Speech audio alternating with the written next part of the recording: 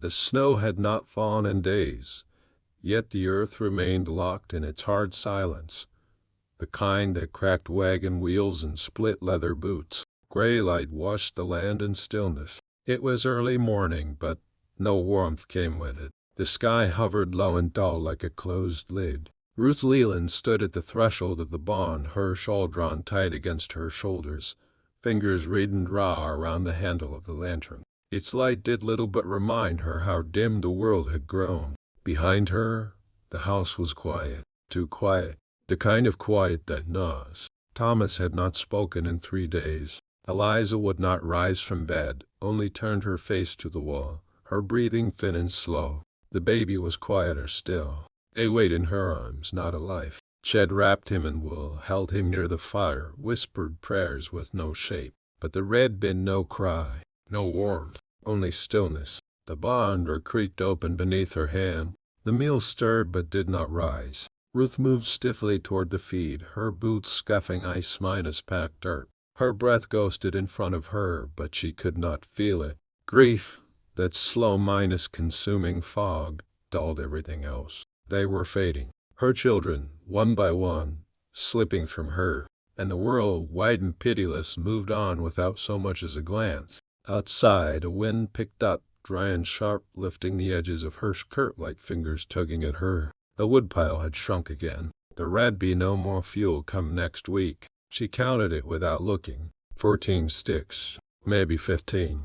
Not enough. The mule's ribs showed through its winter coat. She laid a hand on its flank, rough and bony beneath her palm. "I know," she said, voice so quiet it could have been the wind. 3 winters ago, her husband had died on a cattle drive near Laramie. Beatty said it was quick, that he hadn't suffered. That lie was meant to be a kindness. She hadn't asked for it. He'd been buried in strange ground, and no one brought back his boots. She'd been strong then.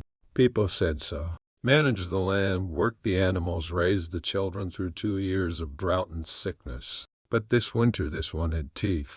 Inside the barn a low groan came from the hay pile near the corner. Ruth turned, startled. A shape moved slow, clumsy. She stepped forward, lantern held out, casting yellow light onto the stranger. He was curled in on himself, face streaked with dirt and blood, coat torn at the seams. Snow clung to his boots in lashes. One leg jutted out at an unnatural angle. His chest rose, fell. She stared for a moment, unsure if she should run or scream or fall to her knees. Then instinct, the old kind buried deep in the bones of mothers and mourners, took hold. She set the lantern down and no. His lips move. "I whisper, nothing more." "You're hurt," she said, though she knew that already. "Don't move." She worked quickly, laid a blanket over him, checked for blood, felt the heat burning through his skin. Fever. Bed. He'd I hear if she let him, and she didn't have room for another grave. Her arms strained as she pulled him, inch by inch, across the dirt to the barn wall. She winced at the sound his leg made when it dragged, but he didn't cry out, just groaned low like a wounded animal. By the time Ched wedged straw under his head and covered him again, she was shaking from the effort. She returned to the house with the lantern and found Eliza still turned to the wall. The baby hadn't moved. Thomas sat beside the fire, eyes dull, hands idle in his lap. She heated water, tore sheets for bandages, searched the cupboard for the last of the herbs. Her hands didn't tremble as she worked, though her eyes burned. Not with tears, but with something harder. A resolve, maybe, or just the memory of it. Night fell like a hammer. She carried the bowl and cloths back to the barn, breaths steaming in the coal. He hadn't moved, but he opened his eyes when she touched his forehead, and for a moment the fear in them reminded her of her own children. "What's your name?" she asked softly. His lips cracked as he tried to speak. A sound came out raw and broken. She leaned closer. "Calder," he whispered, and then his eyes closed again. She stayed beside him through the night. The barn offered no warmth but what she could bring with blankets and boiled stones. She changed the cloth on his forehead when it cooled, pressed water to his lips, though most of it spilled back down his chin. His skin was burning, slick with sweat, then suddenly cold as creek water. Ruth did not speak to him. She didn't pray, either. She had run out of prayers sometime last winter when the crops died and the well froze. Now she only moved, steady and hollowed, like a windmill turning without wind. At dawn the fever broke. She felt it happen not with a shout or gasp, but in the quiet. His skin, though clammy, no longer scorched her fingers. His chest rose and fell slower, deeper, alive. Back at the house, Thomas stirred from the chair where Hed slept sitting up. Eliza drank a half-cup of broth. The baby, still and silent, remained unchanged. Ruth knelt beside the crib and pressed her hand to his tiny chest. Waiting, waiting. She heard it.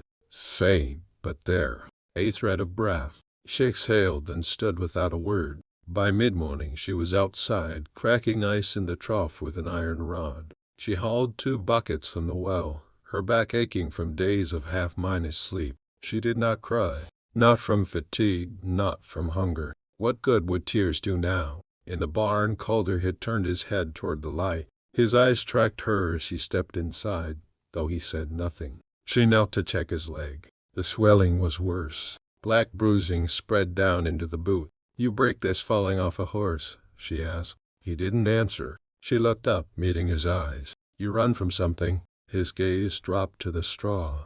"Thought so," she muttered, and stood. Ruth did not press him further. Whatever weight he carried, it could stay buried for now. She knew what it was to outrun a thing you cowldn't name. Her own life had been shaped by the silence of men who left and never came back. Each day she fed him broth, checked his wounds, cleaned the leg as best she couldn't splint at it with cedar and cloth. When he could sit upright, she brought him boiled potatoes and carrots to sell. He thanked her each time in a voice low and rough, like it hadn't been used in years. "You got a family?" she asked once, not looking at him. "Used to," he said, after a long pause. That was all. She let it lie there between them, unspoken but understood. After 10 days, he asked to help. "With what?" she asked. He gestured toward the woodpile. "You'll need more." She narrowed her eyes at him. "You think I don't know that? I can split, even sitting down," he said. "Give me a stump and a maul." She didn't answer, but the next morning she left a small X in the length of cedar by the barn door. By noon she heard the thunk of blade meeting wood. That night she left a piece of cornbread on the bench beside his bedroll. He ate it slowly, nodding his thanks. His shoulders looked broader than they had when Hed arrived, but maybe that was the light. He began fixing things, quietly, without asking. Hinges, tools, the broken latch on the back gate. Ruth noticed, but said nothing. She didn't praise men for doing what needed to be done. One morning she found Thomas watching him from behind the barn wall. Calder saw the boy and gave him a nod. Thomas didn't nod back, but he didn't run either. That was something. Days grew longer. The wind softened. Ruth stood at the window one afternoon looking toward the ridge. Snowmelt ran in narrow rivulets down the slope. Hawks circled overhead. The land still looked cruel, but it no longer looked empty.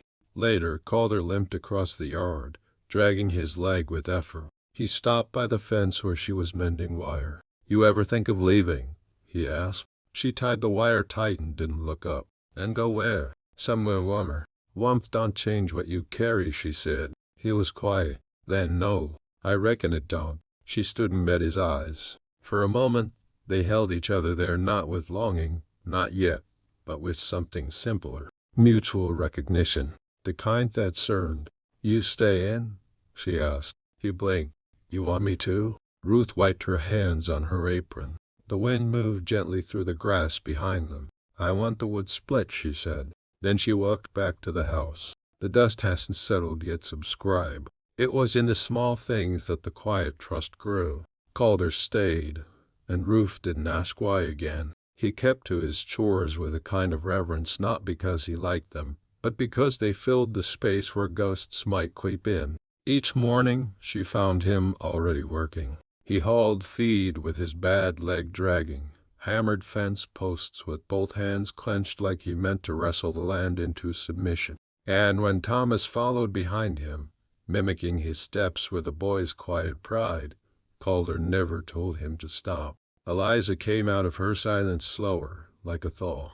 She began sitting by the fire again, her doll in her lap. Sometimes she hummed barely a breath of a sound and Ruth would freeze in place just to hear it. The baby lived, grew stronger. Each cry now brought relief, not dread. One evening Ruth found Calder sitting on the porch with Thomas beside him, both whittling. She paused in the doorway. The smell of stew drifted from the stove. The sound of blade on wood was steady and soft. Thomas said something Ruth couldn't hear, and Calder laughed. Not loud, just enough. She turned away, something tight in her chest. A sound had returned to the house. It was joy not yet, but it was life, and she hadn't expected to find it again. Later, after supper, she joined Calder outside where the night pressed close. The stars burned through the dark like eyes watching. You ever think of going back? She asked him. He didn't look at her. There's nothing to go back to. No kin? Had a brother. Gone now. Parents too. Rest are just names I don't say anymore. She waited, watching his profile, the hard set of his jaw, the hollow under his cheek where he'd once taken a blow. She gasped, long before the leg. I had a husband, she said finally. I figured. He was kind, she added, as if it explained why she hadn't remarried. He laughed easy. He wanted to raise horses. Calder nodded like he could see the man in his mind. You love him still, she answered after a long silence. I don't know what it is I feel now. Grief changes shape. It don't let go, but it don't stay the same neither. They sat a while in the cold. Then Calder said, You got grit, Ruth. Grit's what's left when everything else gives out. He chuckled once. Then, softer, I never met a woman like you. She turned toward him, searching for the flicker of something behind those words. Not sweetness, not flattery, just truth, plain as dirt. The next day brought trouble. A rider came up the road around mid-morning. Ruth saw the dust long before she saw the man. Calder stood beside the shed holding a hammer. When he caught sight of the figure, his whole body went still. The rider dismounted, tied off his horse, and approached.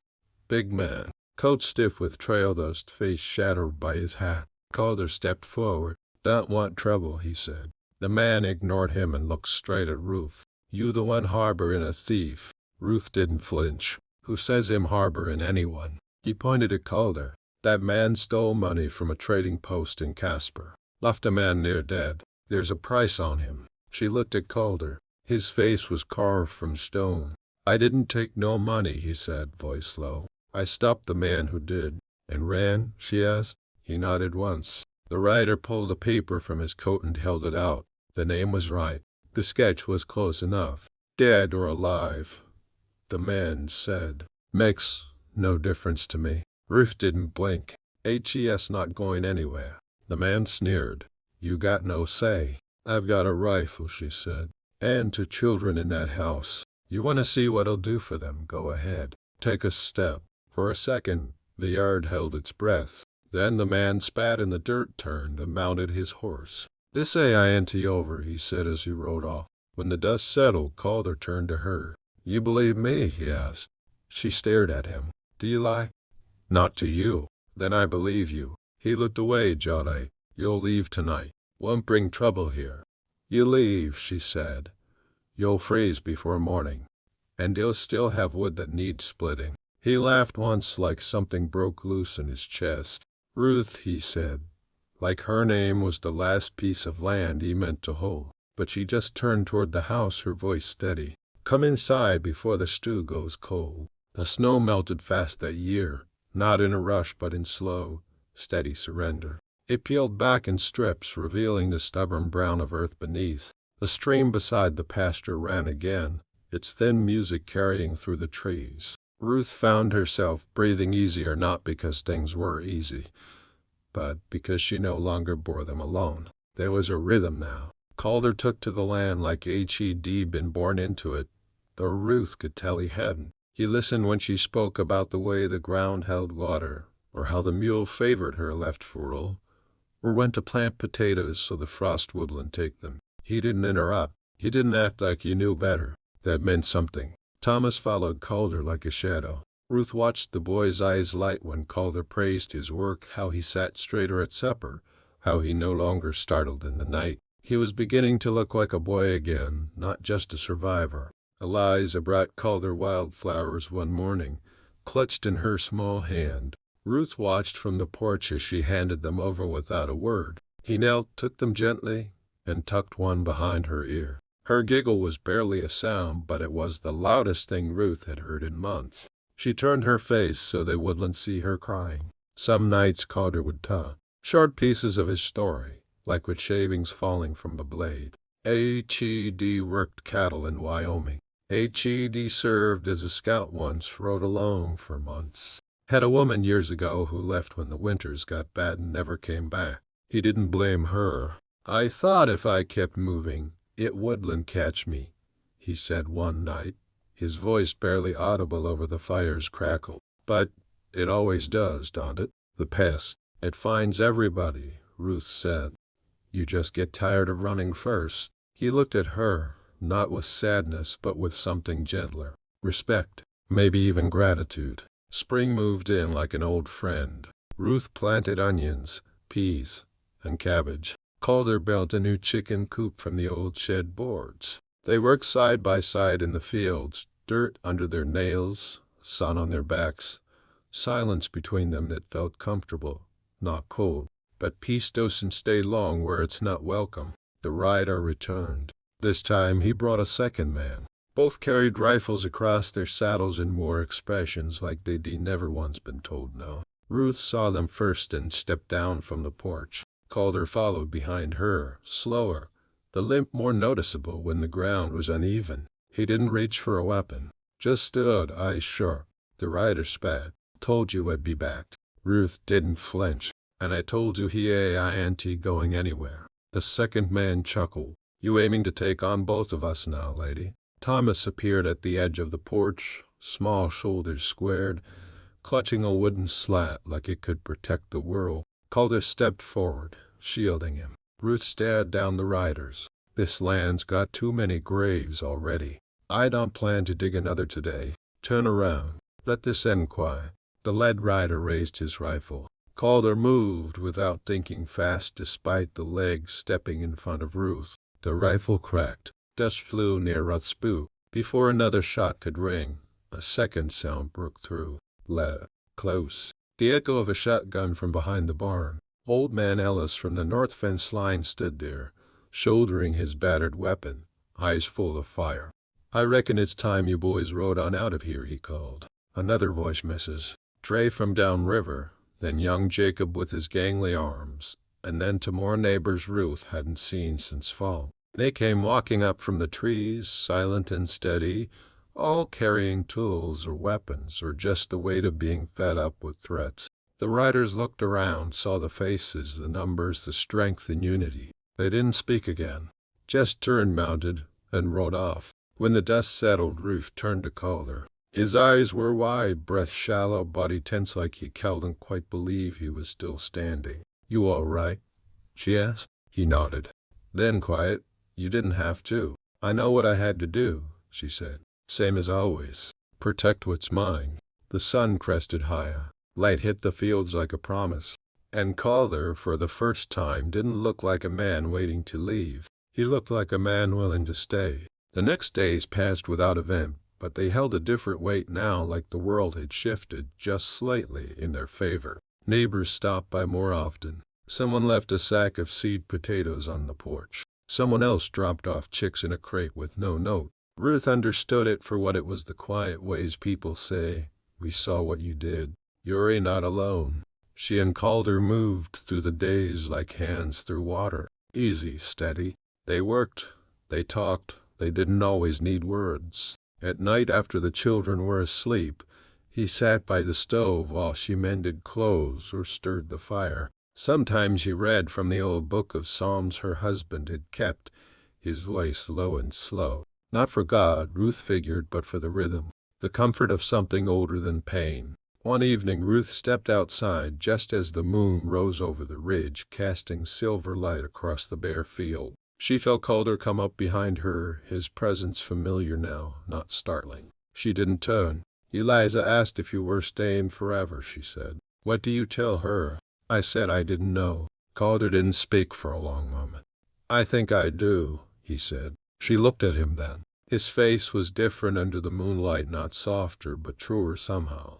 less guarded. "I never thought it'd feel useful again," he said. "Not in any real way. Not like this." Ruth looked back toward the fields. "The land doesn't need perfect men, just honest ones. Ones that stay when it's hard." He reached into his coat and pulled something from the inside pocket.